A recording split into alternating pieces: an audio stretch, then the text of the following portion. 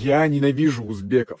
Именно такие слова хотят услышать от меня, так как я много работаю с мигрантами, но про работу с узбеками я могу сказать только хорошие слова. Это очень трудолюбивые и открытые люди, они ничем не отличаются от меня, так как хотят мира и добра, хотят хорошую жизнь себе и своей семье. Я хочу зарабатывать, чтобы моя семья жила хорошо, и они также. Только я это могу делать дома, а они приезжают, так как наши зарплаты больше в несколько раз. И в целом у нас куча работы. Честно говоря, у нас не так уж много людей, которые готовы работать на сложной работе со средней зарплатой.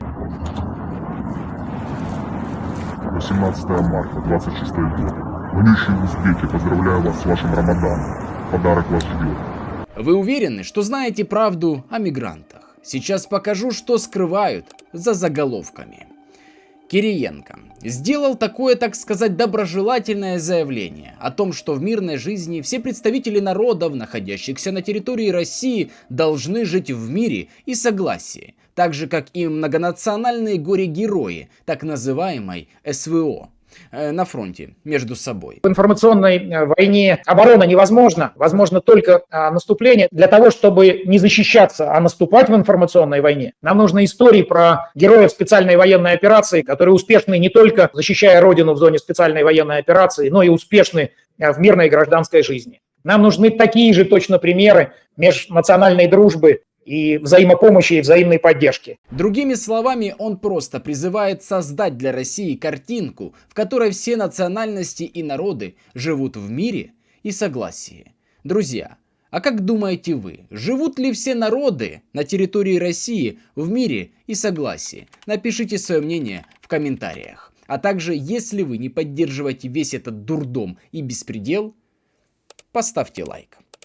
На фоне этого выступления появляется новость о том, что в России расширят перечень оснований для выдворения иностранцев. Искать, конечно же, будут нарушителей российских законов. Несложно догадаться, что будет происходить, какие меры. И в первую очередь, кто попадет под удар. Это, естественно, граждане из стран Центральной Азии. Таджики, узбеки, киргизы. В очередной раз. И как обычно, скорее всего, сопровождаться это будет показательными рейдами с участием внештатных помощников из русской общины, которым пора бы собрать свои манатки и съездить, например, в Новосибирск, посмотреть, что там происходит с коровами. В общем, деятельность у них очень порядочная, никто в этом даже не сомневается. В русской общине изначально собирались, чтобы делать какие-то благие дела, чтобы поддерживать русские традиции, русскую культуру, бороться с беспределом. Но по факту во главе вот такие, как Ткачук и подобные люди, Дивнич, которые сжигают национальную родину, которые устраивают какой-то беспредел, агрессивно явно отзываются от людей другой внешности, другой национальности.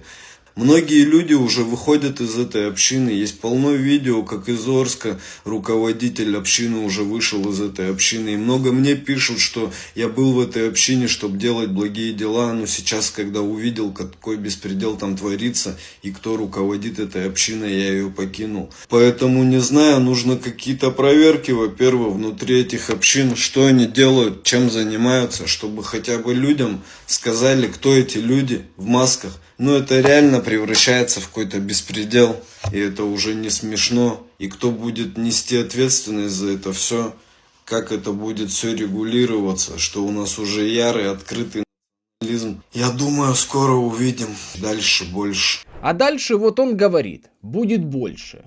Но можно только представить, что будет дальше, если уже сейчас дружба народов, которая так призывает Кириенко, оформляется в виде свиной головы под забором мечети. Событие это произошло в республике Хакасия, в городе Абакан, где под забор мечети по улице Таросова 1 выходцы из дружелюбного народа подкинули презент с обращением к узбекам и с обещанием устроить аналогичные акции по всей стране, но только не со свиньями. 18 марта, 26 год. Вонючие узбеки, поздравляю вас с вашим Рамаданом. Подарок вас ждет.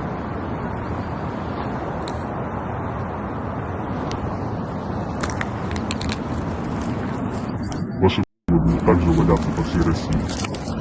Подобные так называемые акции дружбы народов уже проводились ранее в Москве, потом в Челябинске, а еще ранее подобный случай произошел в Адыгее.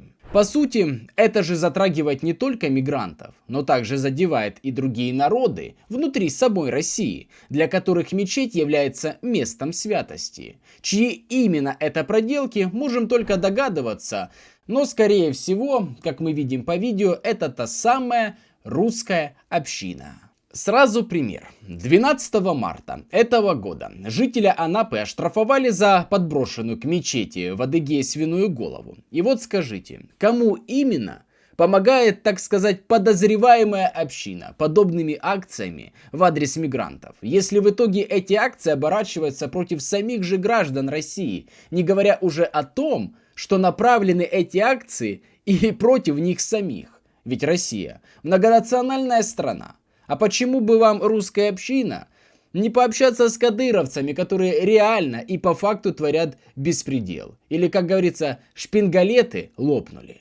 Получается, что с одной стороны Кириенко просит создать картинку межнациональной идиллии в России, а с другой стороны в самой же России сами же власти создают диаметрально противоположную историю, особенно если учесть постоянные рейды, выдворение, преследование, притеснение мигрантов, негативное восприятие русским миром представителей малых народов страны.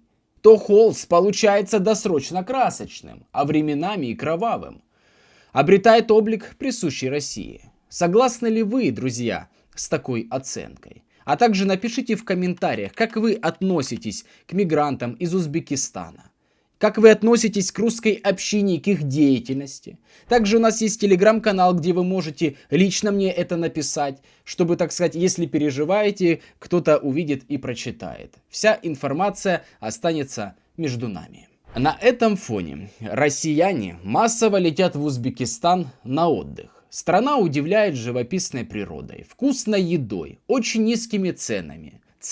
Цивилизация. Работает интернет. Перелет стоит всего 10 тысяч рублей. Снять роскошную квартиру 3000 в сутки. Поездка на такси 120 рублей. А поужинать в дорогом ресторане всего 700 рублей. В Узбекистане есть ТЦ со всеми мировыми брендами. И вот скажите, на фоне последних событий, как русские, я не обобщаю, но, как мы видим, ведут себя по отношению к жителям из Узбекистана. Что их может ждать там?